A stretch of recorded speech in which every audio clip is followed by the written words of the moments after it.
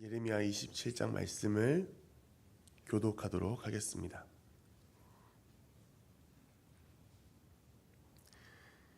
유다의 왕 요시야의 아들 여호야김이 다스리기 시작할 때에 여호와께서 말씀으로 예레미야에게 임하시니라.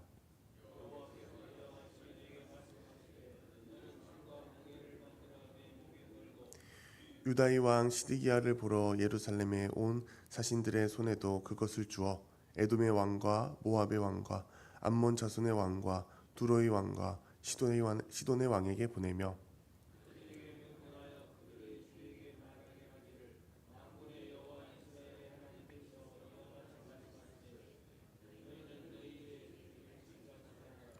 나는 내 큰 능력과 나의 쳐든 팔로 땅과 지상에 있는 사람과 짐승들을 만들고 내가 보기에 옳은 사람에게 그것을 주었노라.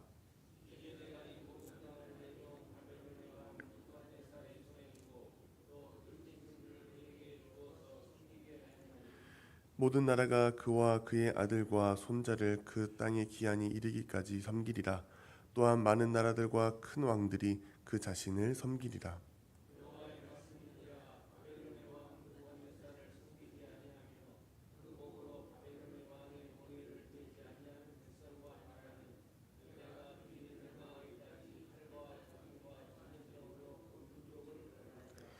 너희는 너희 선지자나 복술가나 꿈꾸는 자나 술사나 요술자가 이르기를 너희가 바벨론의 왕을 섬기게 되지 아니하리라 하여도 너희는 듣지 말라.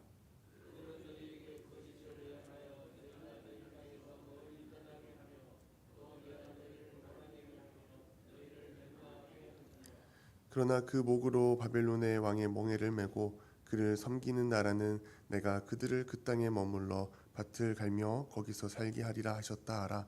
여호와의 말씀이니라 하시니라.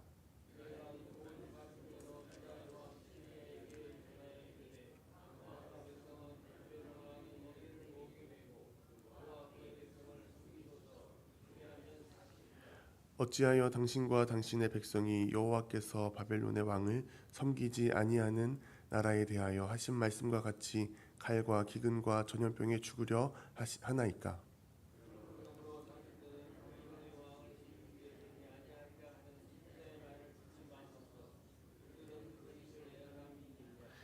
이는 여호와의 말씀이니라. 내가 그들을 보내지 아니하였거늘 그들이 내 이름으로 거짓을 예언하니 내가 너희를 몰아내리니 너희와 너희에게 예언하는 선지자들이 멸망하리라.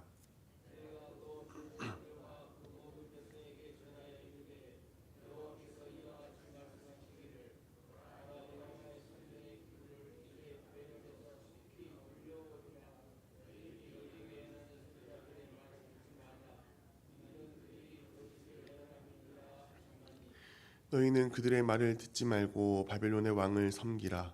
그리하면 살리라. 어찌하여 이 성을 황무지가 되게 하려느냐?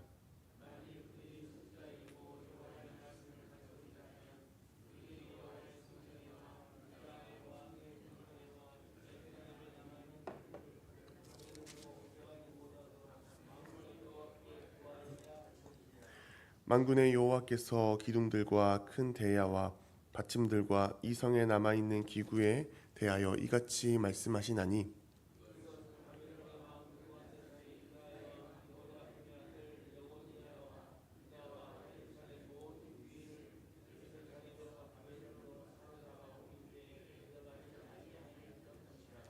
만군의 여호와 이스라엘의 하나님께서 여호와의 성전과 유다의 왕의 궁전과 예루살렘에 남아 있는 그 기구에 대하여 이와 같이 말씀하셨느니라.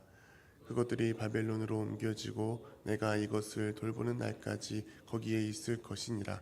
그 후에 내가 그것을 올려와 이곳에 그것들을 되돌려 두리라. 여호와의 말씀이니라. 아멘.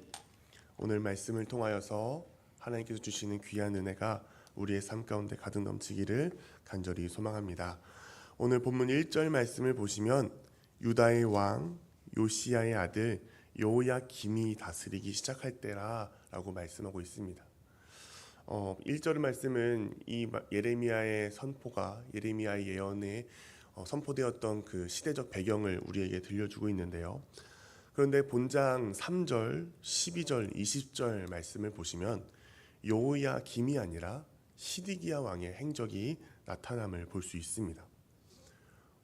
주석가들은 이를 필사자들이 성경의 원문을 옮기는 과정에서 생겨난 오류로 보고 있고요. 그래서 26장 1절 말씀과 이 27장 1절 말씀이 유사한데 성경을 필사하는 과정에서 이 필사자들이 무의식적으로 26장의 표현을 27장에 잘못 복사했던 것이다 라고 주장을 합니다. 그래서 공동번역이나 새번역 또한 영어의 NIV 버전 같이 여러 성경 버전에서는 이 요야김이 아니라 시드기야다라고 수정한 것을 우리는 살펴볼 수 있습니다. 즉 이 시드기야 시대에 하나님께서 예레미야에게 주신 선포의 말씀입니다. 2절부터 7절 말씀은 예레미야의 상징적 행동을 통해 하나님의 메시지가 전달되는 장면을 우리가 볼 수 있습니다. 2절에서 하나님께서는 예레미야에게 줄과 멍에를 만들어 목에 매라 라고 말씀을 하십니다. 하나님께서는 낙이나 소의 목에 걸어 주인의 뜻을 따르게 하는 그 멍에를 예레미야가 지어라 라고 말씀하십니다. 이것은 바벨론 왕의 정책에 순순히 따라 항복하고 그 바벨론의 속국으로 살아갈 것을 상징적으로 보여주는 행동입니다. 3절 말씀을 보시면은 시드기야를 보러 예루살렘 온 주변에 있는 여러 나라들의 사신들이 그곳에 모여 있다라고 합니다. 그 사신들의 손에도 줄과 멍에를 주어서 4절에 너희 주, 즉 너희 왕에게 보낼 것이다 라고 말씀합니다. 이 국가들은 바벨론으로부터 자신의 나라들을 보호하기 위해 반바벨론 동맹을 맺은 국가들입니다. 갈그미스 전투 이후에 근동의 패권 국가로 등장한 바벨론을 반대하여서 이들의 지배와 영향력에서 벗어나고자 이들은 국가적으로 또 외교적으로 정치적으로 군사적으로 동맹을 맺었습니다.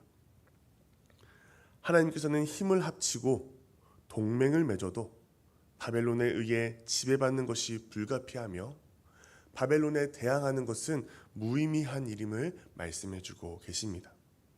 6절과 7절은 세상의 역사를 주관하시는 하나님께서 바벨론에게 근동 지역을 주시고 그 지역을 제패하는 것을 허락하셨다. 하나님께서 모든 땅의 지배권을 느부갓네살의 손에 허락하셨다라고 말씀을 하고 있습니다. 이 6절까지의 말씀, 7절까지의 말씀을 보면은 예레미야는 하나님께 받은 메시지를 전하기 매우 어려웠을 것입니다. 하나님께서는 예레미야를 통해 유다 백성들에게 바벨론의 통치에 순순히 항복하고 그들이 바벨론의 멍에를 메어야 한다라고 선포해야 했고 말씀해야 했습니다. 당시 유다의 왕 시드기야와 백성들에게는 결코 받아들이기 쉽지 않은 불편한 진리였습니다. 겉으로 보기에 예레미야는 마치 애국심이 없고 하나님의 나라를 사랑하지 않는 사람처럼 비춰졌습니다. 반면 바벨론에 대항하여 싸우고 주변 국가들과 동맹을 맺어 독립을 지키겠다라는 시드기야 왕의 주장은 더욱더 설득력이 있고 애국적이고 나라를 위한 일인 것 같아 보입니다. 사람들의 눈에는 예레미야보다 시드기야의 방식이 더 합리적이고 올바른 길로 여겨졌을 것입니다. 그러나 우리는 여기서 중요한 영적 진리를 한 가지를 깨닫습니다. 하나님의 말씀은 언제나 우리가 듣고 싶어하는 말, 듣기 좋은 말로 다가오는 것이 아니라는 것입니다. 하나님의 진리는 때때로 우리의 삶의 방식을 뒤흔들고 우리를 불편하게 만들며 우리 삶의 안락함을 깨드리는 말씀으로 다가옵니다. 예수님께서도 분명히 본인을 따라오는 자들이 자기를 부인하고 자기 십자가를 지고 따를 것이다 라고 말씀을 하셨습니다. 또한 좁은 문으로 들어가야 한다라고 말씀하셨습니다. 진리의 말씀을 따라가는 삶은 자기를 부인하는 삶이고 십자가를 지는 삶이고 좁은 문을 통과하는 삶이다라고 말씀하신 것입니다. 그러므로 우리는 하나님의 말씀을 귀에 듣기 좋은 말씀, 단지 위로와 격려의 말씀으로만 받아들여서는 안 됩니다. 우리 삶 가운데 책망하시고 돌이키게 하시며 변화시키시는 불편한 말씀을 겸손히 받아들여야 합니다. 우리 삶을 돌아보길 원합니다. 혹시 우리는 하나님의 말씀을 취사 선택하며 편안하고 듣기 좋은 말씀만 찾고 있지 않는가 돌아보길 원합니다. 진정한 믿음은 우리가 말씀에 맞추어 변화되는 것입니다. 말씀을 우리의 삶에 맞게 적용하는 것이 아니라 우리가 그 말씀 앞에서 영원한 진리 되시는 말씀 앞에 변화되는 것입니다. 우리의 생각과 마음과 삶의 태도가 말씀 앞에서 겸손히 낮아지고 순종하며 나아갈 때 비로소 축복과 생명의 길을 걷게 될 것입니다. 오늘 우리 하루를 살아가면서 하나님께서 나에게 주신 그 불편한 말씀들을 찾아보기를 원합니다.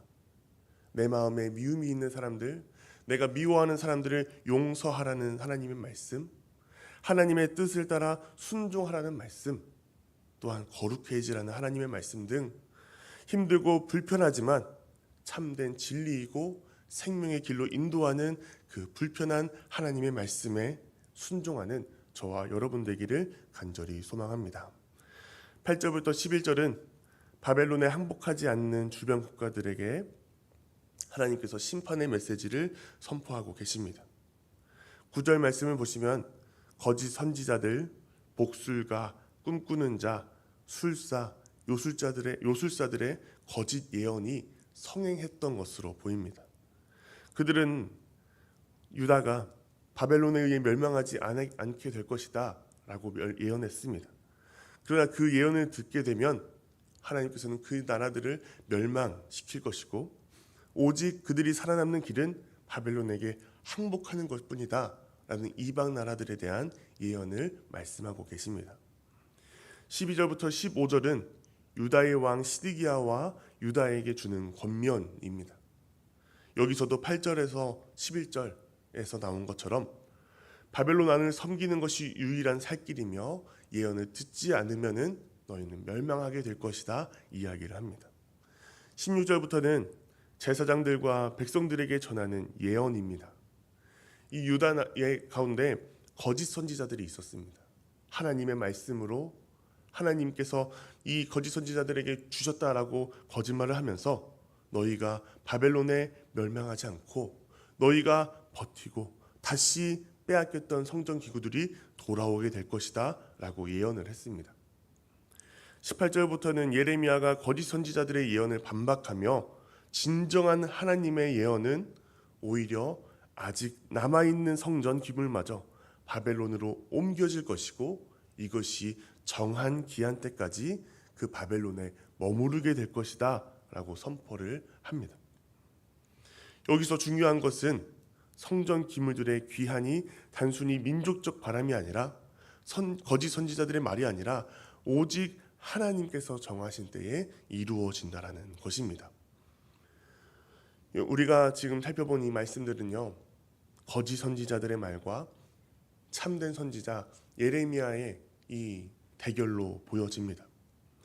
우리도 삶을 살아가다 보면은 무엇이 하나님의 뜻인지, 어떤 것이 하나님께서 정말로 원하는 삶인지 구분해야 할 때가 있습니다. 12절부터 22절까지의 말씀은 그런 순간에 우리가 어떤 기준으로 하나님의 참뜻과 거짓된 유혹을 구별해야 하는지를 명확하게 제시해주고 있습니다. 거짓 선지자들의 말을 한번 살펴보길 원합니다. 이들은요, 사람들의 민족적 자존심과 욕망을 자극하는 말을 했습니다. 너희가 바벨론을 섬기지 않아도 된다. 바벨론의 멍에는 끊어질 것이다. 바벨론은 곧 멸망하고 너희는 안전하다 라고 달콤한 말로 사람들을 기쁘게 했습니다. 이들의 귀에는 편안하고 매력적으로 들렸지만 이러한 말들은 결국 하나님의 뜻에 정반대였고 사람을 만족시키고 사람에게 유익을 주는 그런 선포였습니다. 디모데후서 4장 3절에서 4절은 이런 모습을 잘 표현합니다. 때가 이르리니 사람이 바른 교훈을 받지 아니하며 귀가 가려워서 자기의 소욕을 따라 딸을 스승을 많이 두고 또 그 귀를 진리에 돌이켜 허탄한 이야기를 따르리라. 좋은 말과 또한 위로되는 말, 또한 자신에게 만족과 유익이 되는 말만 사람들이 따르게 된다라는 이야기를 우리에게 들려줍니다. 하지만 이런 말들은 우리를 진리에게서 멀어지게 하고 하나님과의 관계를 무너뜨리는 위험이 있습니다. 반면 참된 선지자 예레미야는 사람들의 인기를 얻기보다 오직 하나님께 받은 말씀을 정직하고 담대하게 전파했습니다. 아까 말씀했던 것처럼 이 메시지는 불편한 메시지였습니다. 사람들을 위한 것이 아니고 민족을 위한 것이 아니고 나라를 위한 것이 아니고 오직 하나님의 진정한 뜻과 하나님의 말씀과 하나님의 영광을 위한 선포였습니다. 오늘도 우리의 많은 삶의 선택 가운데 참과 거짓을 구별하는 확실한 기준이 필요합니다. 그 기준은 나의 행동과 나의 언행과 나의 선택이 이것이 과연 예수 그리스도를 높이고 하나님의 영광을 위한 것인가? 아니면 나 자신의 만족과 나의 영광과 아니면 다른 사람들의 그 환심을 사기 위한 행동과 선택인지를 돌아보아야 합니다. 이 질문은 우리는 끊임없이 우리의 삶 가운데 되돌리고 계속해서 이 질문을 우리의 삶 가운데 물어야 됩니다. 내 선택이, 내 삶이 과연 하나님의 영광을 위한 삶인가? 아니면 내 유익과 내 만족과 다른 사람들의 유익을 위한 삶인가? 그것을 계속해서 질문해야 합니다. 이 질문 앞에 정직하게 서 있는 사람들은 결코 길을 잃지 않게 될 것입니다. 우리가 오늘 하루를 살아가면서 우리의 모든 삶의 결정을 내릴 때 예수님이 중심이 되는 결정을 하는 우리가 되기를 간절히 소망합니다. 우리의 선택이 하나님께 영광을 되고 하나님 나라의 복음 전파에 선택을 하며 참된 하나님의 말씀과 뜻을 따라 살아가는 우리 모두가 되기를 간절히 소망합니다. 그 선택이 지금은 불편해 보일 수 있습니다. 그 선택이 예레미야의 그 예언의 행동처럼 많은 사람들에게 비난과 어려움을 겪을 수 있습니다. 하지만 그 길은 참된 하나님의 말씀을 따르는 길이며 결국 우리에게 가장 복된 길로 인도하시는 하나님의 인도하심이 가득 넘치는 그런 삶이 될 줄로 믿습니다. 오늘 하루를 살아가시면서 불편한 하나님의 말씀에 순종하시고 언제나 하나님의 영광을 위해 모든 행동과 언행을 선택하시는 우리 모두가 되기를 간절히 소망합니다.